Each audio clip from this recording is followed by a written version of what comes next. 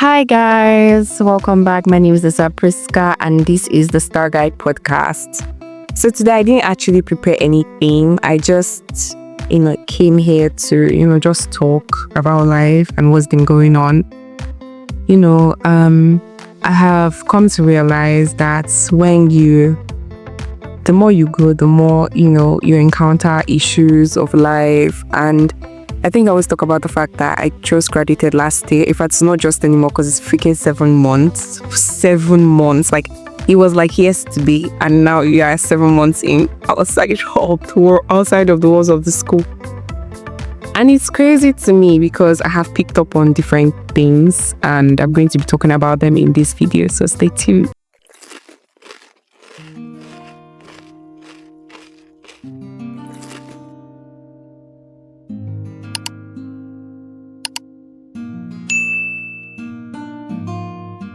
So I have just, I have grown to realize some things and I just want to share them on this video. I actually have nothing planned, so I'm just going to be doing this just because I feel like you guys can also learn from it, if you want to. Depends on what you want. Anyways, the first thing I have realized is that you need God. You need God and you need God and you need God so much. And I'm saying this as a matter of fact. I work in a place where if you do not have God, you have nothing. Like, I have encountered so many different people. I feel like if you are in Nigeria, the kind of people you can encounter are Christians. I'm talking of religion-wise. Christians, Muslims, traditionalists. Never really atheists, but I have encountered atheists. And I'm just saying, I've also encountered pagans. I've encountered people that believe in the universe, people that are traditionalists as well. So I've encountered a lot of people and, they are very open about what they believe, which is not something that is usually common. You usually see people tell you they are Christians, but then go to practice the other side or the other types of religions. But these people are really open about what they believe and who they believe in, which is insane to me. And so the more I worked there, the more I realized that these people check you. You know what I mean? They assess you, assess the type of person you are, assess your personality, your character, assess if you are one of those Christians that can actually Christian. And what I mean is that if your life is actually practicing, is that your lifestyle is actually practicing Christianity.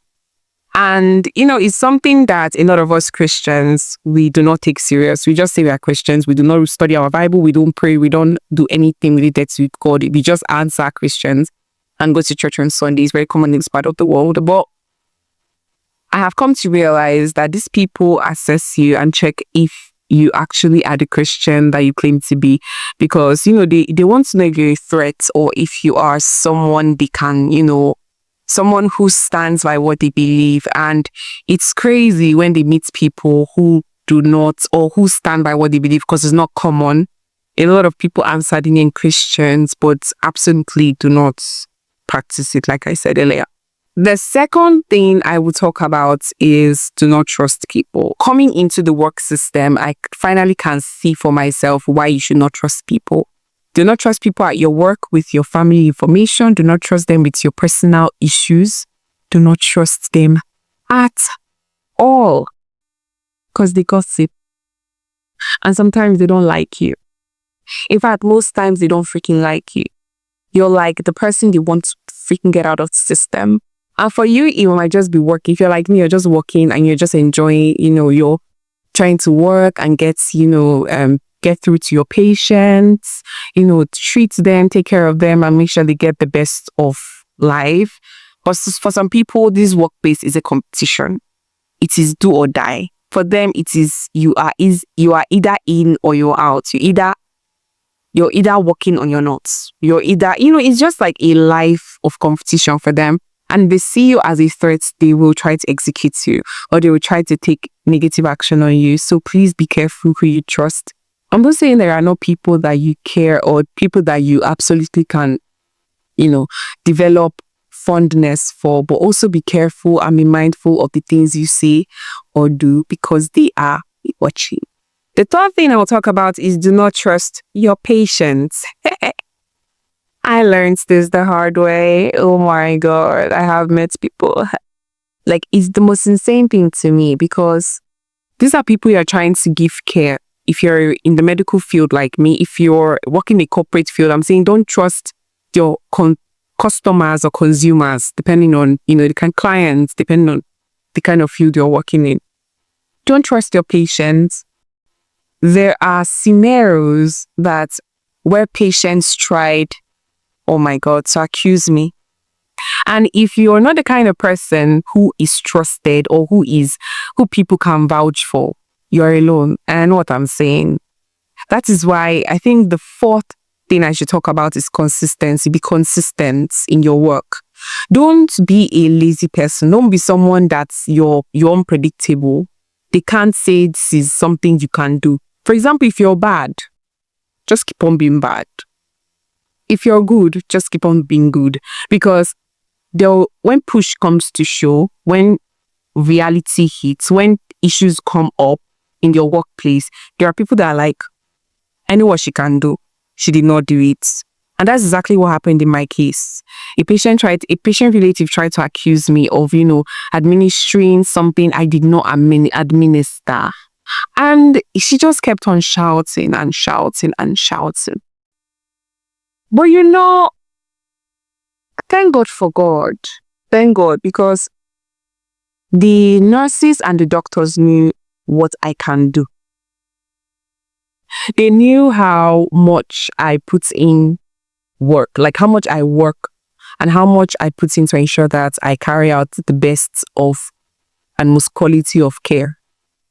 And another thing I'm so grateful for is I already noticed the traits, like I had noticed little traits, in these people, like in these relatives. I had noticed like a certain pattern in this particular patient's, among this particular patient's relative I was treating. And I immediately reported to the head nurse that, hey, I don't understand what I'm seeing and I don't like it.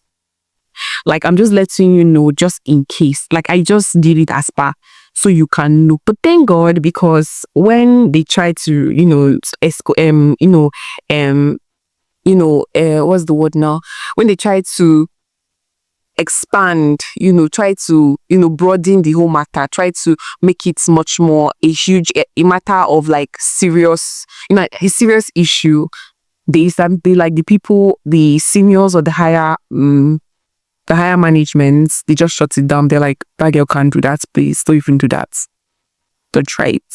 Don't try it. And there were evidences to prove I did not do it. So don't trust your patients. Don't be so nice to them that you are like, oh, I'm not saying you should not be nice. Please be nice. Please be kind. But don't do it at the expense of your career or at the expense of your work, at the expense of the place you work. Just be careful with them. I have seen or heard of cases. In fact, I've heard of cases where patients took, the medical practitioners to court just because they felt like they had reasons why the patients died. And it's easy to think that it is true. It's easy because we work in a very weird medical system, especially in Nigeria. But there are also times when they are trying to, get the maximum out of cases. Human beings are greedy, both medical and non-medical. I think that brings me to the next and the final point. Don't believe everything you see on social media especially about healthcare professionals. You see people come on social media and they take advantage of the already building hate against medical professionals, where people are like, oh, Nigeria has failed us. Nigeria generally is not it's not a place to live or even work. But there are some times or most times where this information and misinformation, where people are pretending, lying. Like, if you literally go to the back of the story, it's not always what happened. Medical professionals are going through a lot. Honestly, we are going through a lot. You see how short-staffed a lot of hospitals are. You can see 2 nurses to 24 patients. You can see 1 nurse to 24 patients. I'll never forget when I was staying in uni, there was a posting I went for. And that posting, it was only the nurse and we had 10 women in labor. It was in an antenatal a postnatal and labor posting, that kind of obstetric posting. And if not that we, the student nurses were, nursing students were with her, I do not know how she was going to do it. I do not know how she was going to do it. Because even we did not know what we're doing, but because of the fact that we were there with her, she was just like, okay, hold this scalpel, do like this, dip your hand, pinch this person. Like, it was just, she was literally giving us instructions on what to do. Like, we have never done it before. But at that point, it was not a matter of you have never done it before. It was like, let's just do what we need to do. At least let it be on the clear that we tried our best. So please and please do not believe everything you see on social media. The truth is that if we, the healthcare professionals, are allowed to say what we are going through, like, social media will burst. If we, the health professionals, come online to tell our sides of the story, it will be insane. And the things you will hear, you'll be so shocked. But because of patient confidentiality, because we don't want to escalate situations, you just often see or hear nothing from the, healthcare professional side. And we just let you guys run with the stories that patients or patients' relative tell. This is not to dispute the fact that Nigeria is not a failed system. It is. We are only hoping and praying that God eventually intervenes in our situations. But I'm just trying to say that there is always two sides to the story, not one. And so that's all that has been going on in my life, and absolutely the advice I have. Thank you so much for watching. See you next time. Bye.